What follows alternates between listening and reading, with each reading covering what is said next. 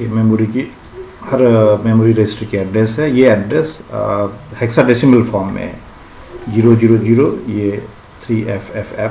Hexadecimal numbers के बारे में जान लो, अच्छी तरह से इसको बुक से एक बार पढ़ लो, क्योंकि ये इम्पॉर्टेंट है। पूरा का पूरा इंस्ट्रक्शन सेट हेक्साडेसिमल फॉर्मेट में ही ज़्यादा पढ़ना है। और नेट सेल में मैं बता दूं कि जैसे डेसिमल नंबर में हम 0 से 9 तक लिखते हैं, और 9 के बाद जो 10th आता है तो उसको हम हेक्साडेसिमल नंबर में A से रिप्रेजेंट करते हैं। 11 को हम B से रिप्रेजेंट करेंगे, 12 को C से, 13 को D से, 14 को E से, और 15 को F से। F मीन्स 15, डेसिमल नंबर का इक्विवेलेंट इसका 15। तो इसका मतलब अगर हम बाइनरी नंबर में लिखें तो ये जो 4 नंबर हैं, हर इसमें डिजिट 4 बिट बाइनरी नंबर से रिप्रेजेंट होता है। तो ये 4, 4, 8, 12, 16, तो ये 16 बिट का ये मेमोरी का एड्रेस होता है। इसका मतलब जितने भी मेमोरी हैं एक्सटर्नल मेमोरी, उसका जो यूनिक एड्रेस होगा वो 16 बिट का एड्रेस होगा। मेमोरी का इम्पोर्टेंस पहले ही बताया जा चुका है कि किसी प्रोग्राम को एग्जीक्यूट करने के लिए माइक्रो प्रोसेसर जो भी इंस्ट्रक्शन मेमोरी में रखा हुआ है बाइनरी फॉर्म में, उसको एक्सेस करता है, उसको एग्जीक्यूट करता है, और जो रिजल्ट है उसको उस मेमोरी में स्टोर करता है, सेंड करता है, या कोई और एक्सटर्नल आउटपुट डिवाइस है उसमें स्टोर करता है। माइक्रो प्रोसेसर जब किसी इंस्ट्रक्शन को एग्जीक्यूट करता है तो उस एग्जीक्यूशन का 3 साइकिल होता है। पहला है फेच करना। फेच करना मतलब बुलाना। ये इंस्ट्रक्शन को मेमोरी में जो स्टोर था इंस्ट्रक्शन, उसको कॉल करना, उन्हें बुलाया जाता है माइक्रो प्रोसेसर। डिकोड करना का मतलब हुआ कि उस इंस्ट्रक्शन को समझता है कि आखिर वो इंस्ट्रक्शन बाइनरी फॉर्म में लिखा है वो आखिर क्या है, उससे क्या करना है, एडिशन करना है, सब्ट्रैक्शन करना है, कि लॉजिकल ऑपरेशन करना है। उसके बाद थर्ड है एग्जीक्यूट करना। जो भी डिकोड करने के बाद जो भी प्रोसेस माइक्रो प्रोसेसर को पता चला है उसके अकॉर्डिंगली वो उसको एग्जीक्यूट करता है। और ये सारी इंस्ट्रक्शन के लिए यही साइकिल होती है। 1 बाय 1 एक एक इंस्ट्रक्शन को कॉल किए फेच किया जाता है, उसको डिकोड किया जाता है, एग्जीक्यूट किया जाता है, फिर दूसरे इंस्ट्रक्शन को फेच किया गया, डिकोड किया गया, एग्जीक्यूट किया गया। ये प्रोसेस तब तक चलता है जब तक कि सारे इंस्ट्रक्शन फिनिश नहीं परफॉर्म नहीं हो जाते। हर माइक्रो प्रोसेसर की वर्ड साइज फिक्स होती है। जैसे 8085 है, उसकी वर्ड साइज 8 है।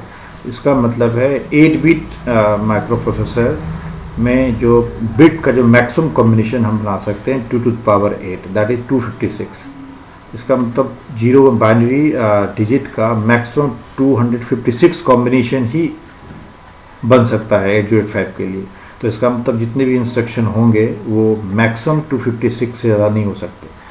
और जो जनरली माइक्रो प्रोसेसर में जो सारी कॉम्बिनेशन हैं वो सब इंस्ट्रक्शन के रूप में यूज़ नहीं होते हैं। उसमें कुछ मतलब कॉम्बिनेशन है जिसका इस्तेमाल नहीं होता है, और जिन कॉम्बिनेशन का इस्तेमाल होता है वो हर कॉम्बिनेशन के इक्विवेलेंट कोई न कोई इंस्ट्रक्शन होता है। और ये सारे कॉम्बिनेशन, ये सारे इंस्ट्रक्शन का जो सेट है, इसको माइक्रो प्रोसेसर का मशीन लैंग्वेज कहा जाता है। मतलब 0-1 के जितने भी कॉम्बिनेशंस हैं, पॉसिबल कॉम्बिनेशन जिसके लिए माइक्रो प्रोसेसर का भीतर का सर्किट एक्टिव होता है, उसको मशीन लैंग्वेज हम कहेंगे। तो मशीन लैंग्वेज फिर से केवल बाइनरी लैंग्वेज के फॉर्म में होता है। मतलब जो माइक्रो प्रोसेसर है वो शुरू में या वो बेसिकली केवल मशीन लैंग्वेज को ही आइडेंटिफाई करता है, वह केवल बाइनरी लैंग्वेज को ही समझ सकता है। 0-1 के कॉम्बिनेशन में ही जो इंस्ट्रक्शन होंगे और जो उस माइक्रो प्रोसेसर के इंस्ट्रक्शन पहले से प्री डिफाइंड है, उसी इंस्ट्रक्शन के लिए वो सर्किट को एक्टिव करेगा। उस कॉम्बिनेशन के अलावा कोई अगर 0-1 का कॉम्बिनेशन उसको दिया जाएगा तो वो उसको किसी प्रकार से रिस्पॉन्ड नहीं करेगा। जैसे माइक्रो प्रोसेसर 8085 में 256 में से 246 जो कॉम्बिनेशन है 0-1 के वो इस्तेमाल होते हैं, और ये 246 पैटर्न में से 74 इंस्ट्रक्शन बनाए गए। तो क्वेश्चन है कि इतने पैटर्न है और इंस्ट्रक्शन केवल 74 क्यों? तो उसका आंसर ये है कि बहुत से इंस्ट्रक्शन ऐसे हैं जो कि 2 बाइट के होते हैं और कुछ इंस्ट्रक्शन 3 बाइट के होते हैं। तो मतलब कुछ इंस्ट्रक्शन होते हैं 2 बाइट वाला जिसमें कि 2 कॉम्बिनेशन 0-1 का वो इस्तेमाल होता है। कुछ जो 3 बाइट इंस्ट्रक्शन होते हैं उसमें 3 कॉम्बिनेशन का इस्तेमाल होता है, इसलिए 74 इंस्ट्रक्शंस ही हैं। तो जो भी प्रोग्राम बनाना है, जो भी फंक्शन काम लेना है 8085 से, उसके लिए जो इंस्ट्रक्शन चूज़ किए जाएंगे सब के सब इंस्ट्रक्शन इसी 74 इंस्ट्रक्शन से ही चूज़ किए जाएंगे। जैसे एग्जांपल, फॉर एग्जांपल एक कॉम्बिनेशन है 01 का 00111100। ये इंस्ट्रक्शन क्या करता है कि इसको जब माइक्रो प्रोसेसर डिकोड करेगा तो ये बेसिकली इंस्ट्रक्शन एक्यूमुलेटर जो एक मेमोरी रजिस्टर है माइक्रो प्रोसेसर के भीतर, रजिस्टर है में सबसे इंपॉर्टेंट रजिस्टर है एक्यूमुलेटर, उसका जो कंटेंट है उसमें जो भी डाटा है उसको 1 से इंक्रीमेंट कर देता है।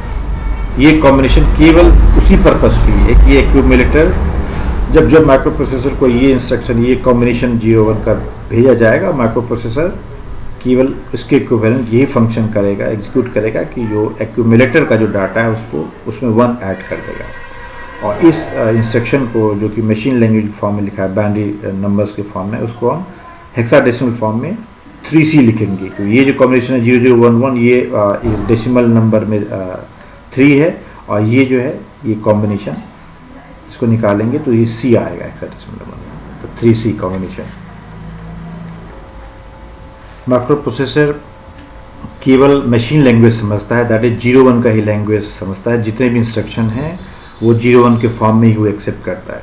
लेकिन 01 के फॉर्म में हम इंस्ट्रक्शन लिखना शुरू करें तो इतने कॉम्बिनेशन याद रखना मुश्किल है, इसलिए हम हेक्साडेसिमल नंबर का इस्तेमाल करते हैं। उस बाइनरी 8 बिट बाइनरी कॉम्बिनेशन को वो 2 डिजिट में कन्वर्ट करता है। लेकिन तब भी हर इंस्ट्रक्शन का हेक्साडेसिमल कोड याद रखना ये आसान नहीं होता है, इसीलिए मैन्युफैक्चरर ने कुछ सिंबॉलिक सांकेतिक कोड बनाए हैं हर इंस्ट्रक्शन से रिलेटेड।